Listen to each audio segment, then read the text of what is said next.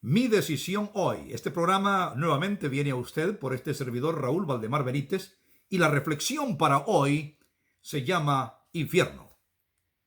El infierno no debe o no debería entenderse como algo que tenga que ver con la voluntad de Dios, sino una destrucción por fuego que tiene que ver con la decisión del ser humano y como una consecuencia natural de su propia determinación de estar separado del Creador que es la vida. En otras palabras, la voluntad de Dios no tiene una injerencia directa en esa destrucción de fuego que se menciona en la Biblia. Por otro lado, la palabra infierno, que literalmente significa estar en la llama o estar en el fuego, es una expresión que aparece en la Escritura asociada con los sacrificios que hacían los paganos. En esos sacrificios ponían seres humanos para ser dedicados a sus dioses. Algunos reyes de Israel inclusive sacrificaron sus propios hijos. Y al sacrificar a sus propios hijos fueron debidamente condenados por los profetas de Israel y de Judá. A tal punto que los profetas Isaías, Jeremías y los profetas que escribieron los libros de los reyes condenaron terriblemente esas acciones que ocurrían cerca de Jerusalén, en un valle llamado el Valle del Hijo de Hinnom. Allí se celebraban esos cultos a Baal, un dios pagano, y sacrificaban a las criaturas, a los seres humanos, a niños o niñas. Los profetas Isaías y Jeremías fueron muy explícitos en cuanto a la prohibición de esos sacrificios humanos.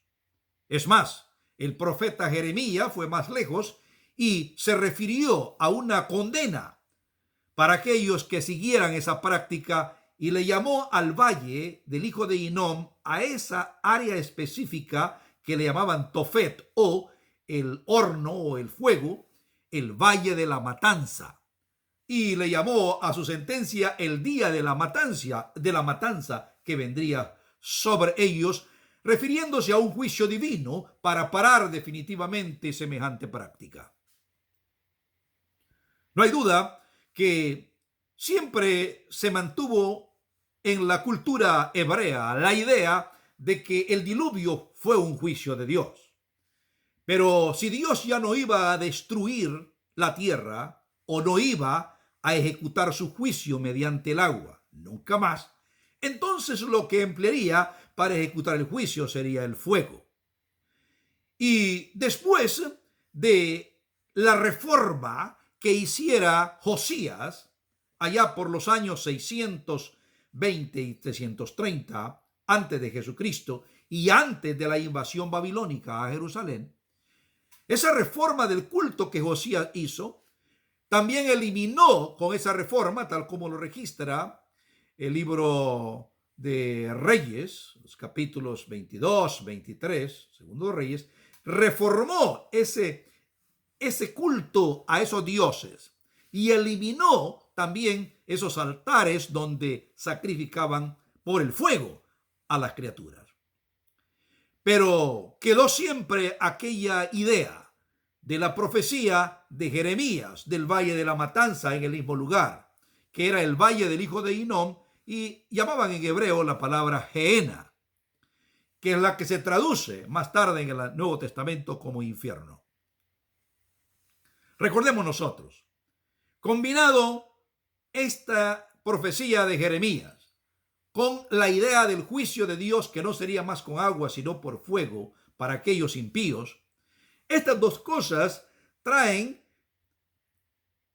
que antes del cristianismo, unos 2 siglos antes, se fortaleciera esta tradicional idea o creencia de un infierno donde irían los impíos.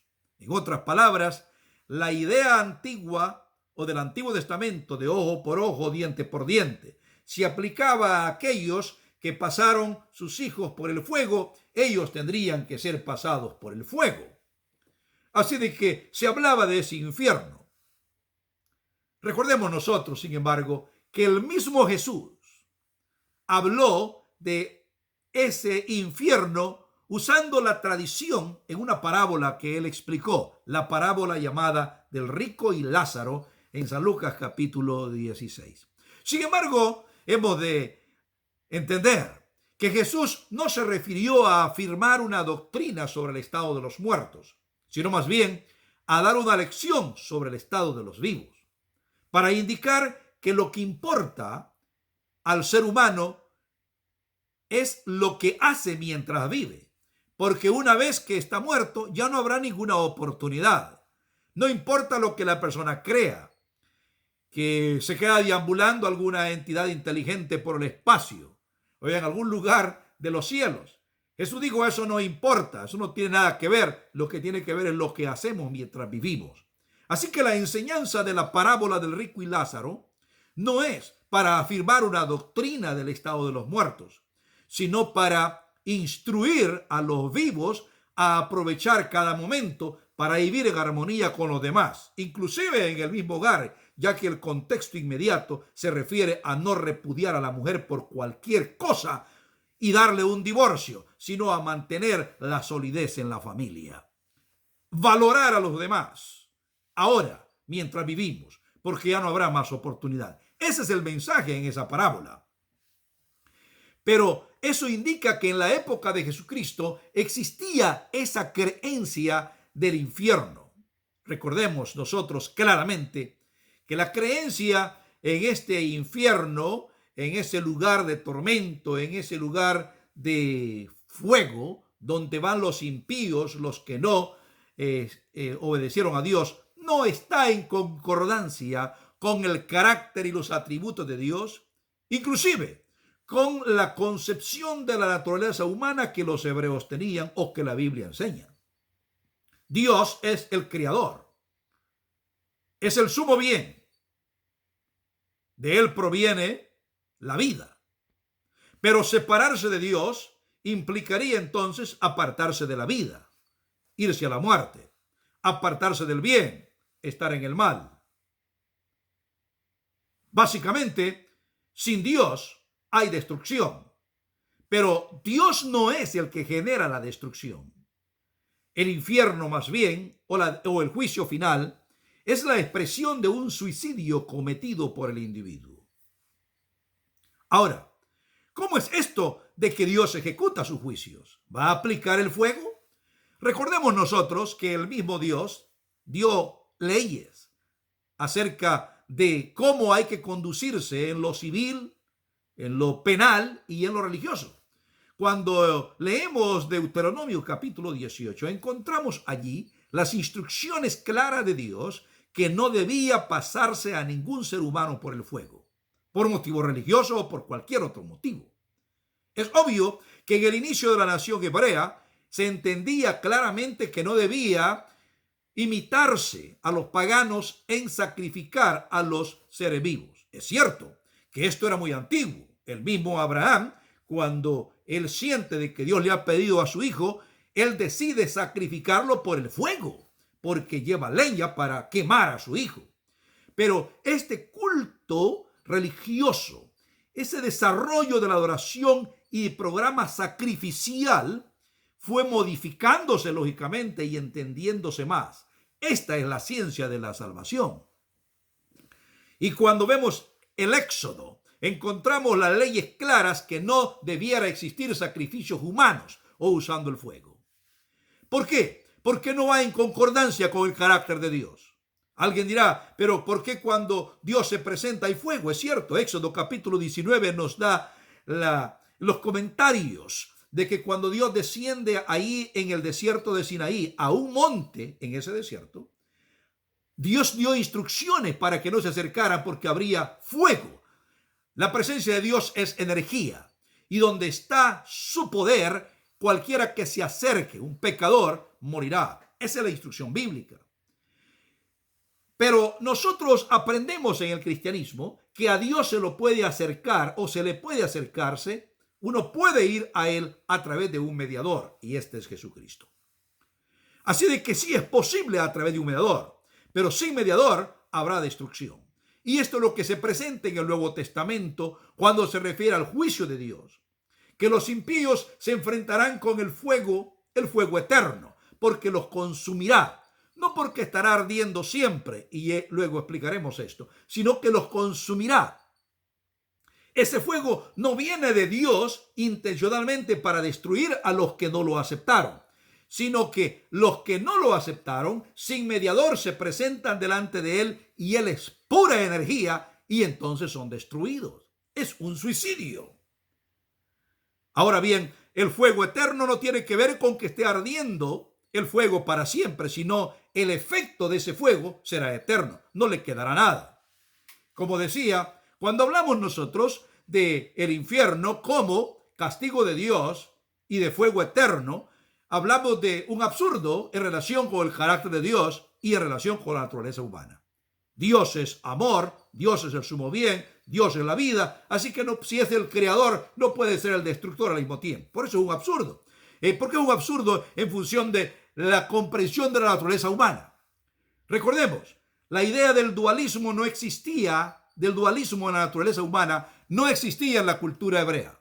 El hebreo decía que la persona que muere se muere y espera entonces la resurrección. En la sangre está la vida. El dualismo griego se infiltró en el cristianismo más tarde y comenzaron a pensar las personas que el alma es una entidad espiritual que cuando la persona muere todavía sigue siendo responsable. Pero no es así. La persona muere. El espíritu, que es la energía que Dios le dio, no se pierde, no se destruye, vuelve a Dios quien lo dio. El alma es la calidad del individuo, esté muerto, esté vivo. Hay alma muerta y hay alma viva.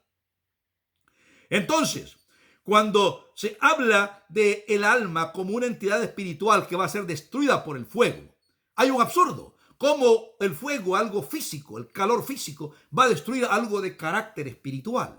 No tiene sentido. Obviamente que estas cosas se han seguido haciendo en el ambiente religioso para infundir terror, miedo, y que por miedo la gente venga y se afilie a la iglesia, se someta a las autoridades de las iglesias y así rinda culto a un Dios también que es percibido como un Dios cruel, tirano, maltratador y que está listo para matar.